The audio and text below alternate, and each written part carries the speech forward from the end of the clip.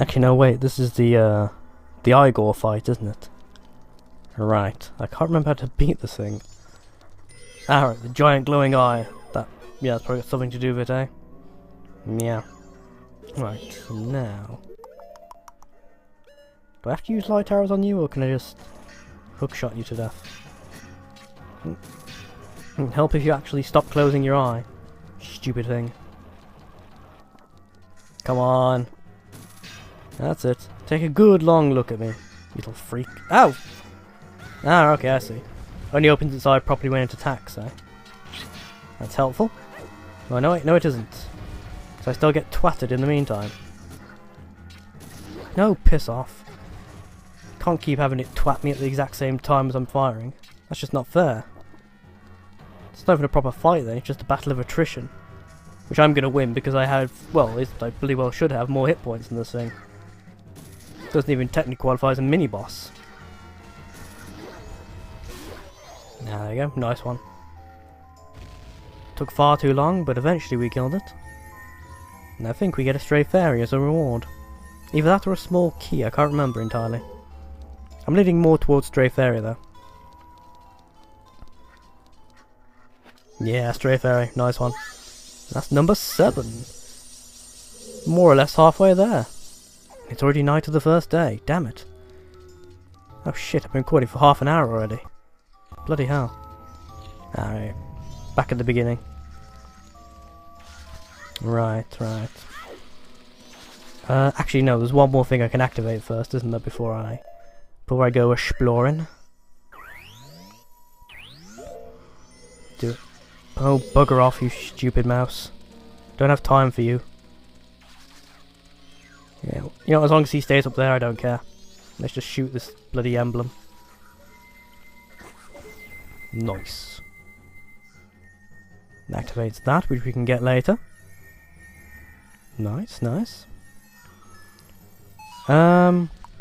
Right, okay. There's a couple of other emblems I need to find and activate before I go change, the whatchamacallit, isn't there? Yeah. I'll probably leave them in, just for the sake of reminding you guys where they are. Okay, first one.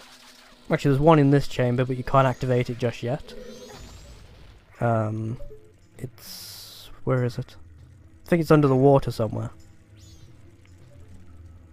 But yeah, you can't activate it just yet. Gotta wait till a bit later, unfortunately. I've already activated that thing, haven't I? Yeah, that's good. Right. Dodge the black bows if the game will stop slowing down for no particular reason. That'll be most helpful. No, I don't want to go through here. Okay, that's that done. For sake of brevity, there are only a couple other switches you can find, so I'm just going to tell you to do them yourselves, basically. Find the sun emblems, shoot them with light arrows, job done. Same goes for sun blocks in that one water room.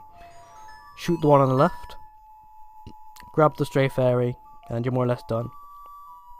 It's now time to come here, move the block like you've just seen me do, play the Elegy of Emptiness, like I've just done there, leave the statue behind, like so, climb carefully onto this block here,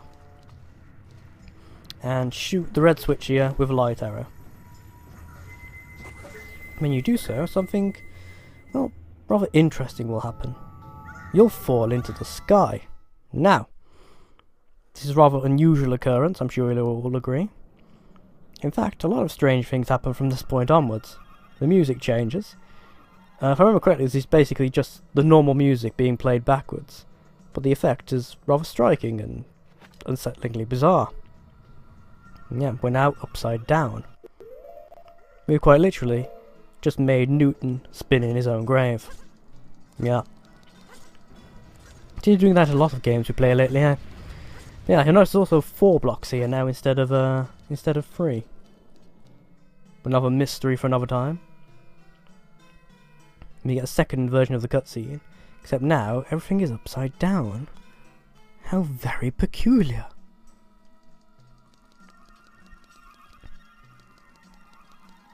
I'm not sure why the There we go. There's that fairy we activated earlier. So in case you hadn't guessed, all these chests I've been showing you how to find, that you can only look at but not touch, we can now go and collect. That's right. To the right, I believe, is where we're going. No, that wasn't what I wanted to do at all. Thank you, Link. I recommend taking off the bunny hood while navigating this particular area, because it's incredibly treacherous. Right, so a new floaty enemy of some sort over in that direction, which I don't think was there previously. But yeah, you can't actually kill those things, I don't think. Well, rather you can, but the magic cost to do so is so ridiculously high, there's honestly no point in bothering. Right, we can get rid of this now, using our light arrows. Yes, in case you hadn't guessed, the sun blocks will magically respawn after you've turned the temple upside down. Right, and this particular room is, quite frankly, the most irritating room ever devised. For two reasons. First, you can only get up and down it as a Deku scrub. You can only access the various levels of the temple by flying into the correct air vent, which is very, very irritating, even at the best of times. And thirdly, there's a weird glitch that sometimes occurs in this room, and this room only, where if you attempt to fix your camera angle by hitting Z target, the camera will lock behind you and will not come out of Z target mode until you land. Which means you'll be stuck looking at exactly the same angle, exactly the same direction, until Link's feet once again touch the ground. And in the left of the screen there, you may have noticed a sun emblem. That was the one that was previously underwater that we couldn't activate. The key to this particular door here can be acquired by following the footpath below us straight along its natural course to where the other water room was, with the Dexy hand that threw up onto that platform, and pushing a switch, the one that I attempted to see if I could, you know, activate by just rising up into it as Zora Link, but I couldn't. You do that, you activate the treasure chest, which will get the small key for the room behind us. Now, I would activate the sun emblem here, but I'm actually out of magic, which is something that happens quite annoyingly often within this temple. And thankfully, if you've got even a vague idea of what you're doing, you can usually overcome this problem. Unfortunately, it will happen to you quite often. I won't deny that. You'll run out of magic far more often than you ever really should. That's another stray fairy, by the way, which you're going to see in just a moment. Thankfully, however, this particular room contains pots, which usually, I say usually because even with the places that are supposed to have one specific item, there's still a slight element of randomization involved in the item selection when you smash the pots open. Which means you're never 100% certain to get any particular item from any particular environment. Even those little boss rooms we saw in places like the Great Bay Temple, which should, in theory, only give you magic and arrows, will occasionally give you things like hearts or even rupees. Admittedly, very occasionally, since you're not supposed to require them for that particular fight. But yeah, just keep in mind there is a chance that these pots won't give you what you need.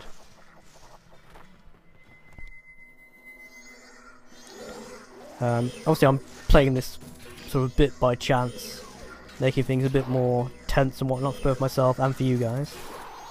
But I'd say, under normal circumstances, you should probably buy yourself either a green potion from the hag shop or a bottle of Chateau Romani if you've got enough money.